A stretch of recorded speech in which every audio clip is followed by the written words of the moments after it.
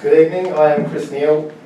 20 years ago I was finishing my Year 12 exams and I snuck out in between two of them with a car that my dad had bought me and drove into town and registered Eclipse lighting and sound. 20 years later, our business supplies design services and entertainment infrastructure to anything that you can think that needs lighting, sound, stages and screens. As a teen growing up, I had very ambitious aspirations.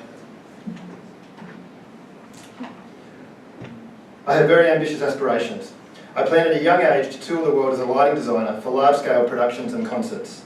And so to achieve that goal, I started a business that, little did I know at the time, would make sure that I certainly could not do that.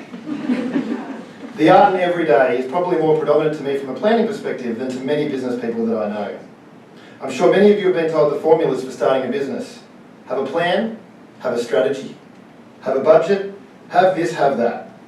For me, for the first 10 years or at least, I had none of that. I lived day by day and I had no plan moving forward. I did, however, have a very solid plan in working out what capital investments to buy for the business. And that was with my asset purchase evaluation tool. So I could pick equipment that would be profitable to business. What do we reckon I picked? Cool stuff. Now here's the thing. As a 17 going on 18-year-old, if I didn't buy all that cool stuff that I was told not to buy, I never would have been able to carry out the projects like the one pictured here, which allowed me and now my team to be creative for many events around Canberra and surrounding areas. Should have I done this differently? Probably. Would I do it differently? No. Ambitious ideas and creativity don't come from being conservative, and they don't necessarily come from years of planning. They can happen now, tonight, tomorrow, or in a year's time. Our industry is very unique to many others. We are never noticed for our good work, but heavily criticised for when we are considered to do something wrong. I've been abused on multiple occasions at concerts for them being too loud or too quiet in the same night by different punters at the same event. We just simply can't win. I guarantee I'm not paying for this mic. Every 2 minutes I hear like boom, boom. And by the way, I don't like this mic. Whoever the hell broke this mic. I don't know what his problem was.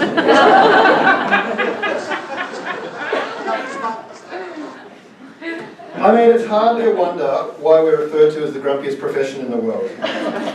You can even buy merchandise making fun of the fact that we are grumpy people. Sometimes I like to try and play this up, although I don't manage to stay grumpy for very long.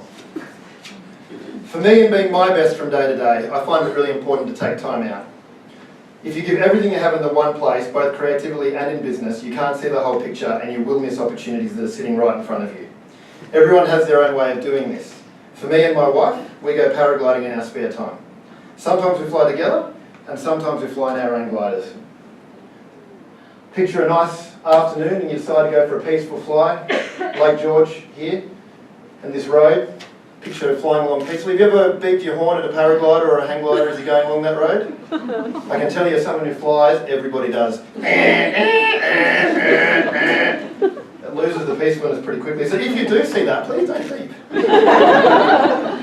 So as a business, what challenges do I face? For a highly creative environment, our work is incredibly labour intensive.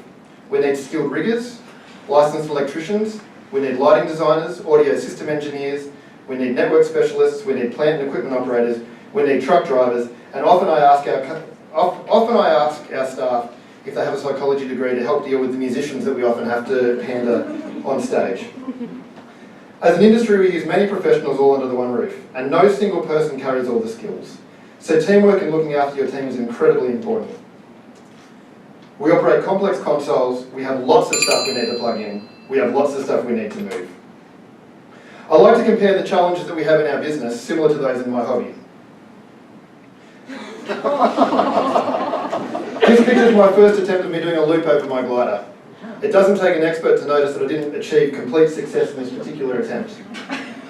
However, as a determined individual with a strong desire to succeed, I always have a second go. And I would always say, if you don't get it right in your first go, do it again and again until you do. With me, whether I'm at work or around my colleagues or out with my friends, keeping it fun is really important for me and for all those who are around me. The morale I get out of my team day to day is much higher than when discipline comes as the primary directive from above. When often the smallest of things throw us, and it can be as small as being hassled about providing your slides late to an organiser, obviously referring to a friend. Thanks very much for listening. Thank you.